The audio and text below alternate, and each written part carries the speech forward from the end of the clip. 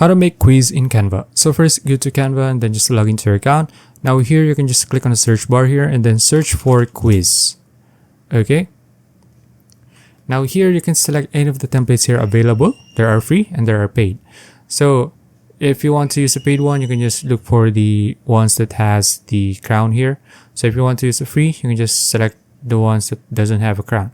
Okay, just select any of the templates here available. So let's say I'm going to use this quiz here.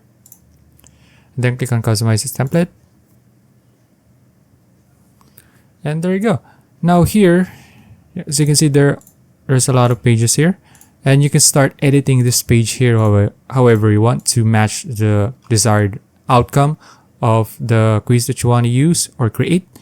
You can start editing the texts, the design here at the bottom, the back, and then the theme. And then you can start adding pages as well and shuffle the pages. You can edit the fonts here as well at the top. And basically that's it. So that's it. If you found this video useful, please like and subscribe for videos like this. See you in the next one.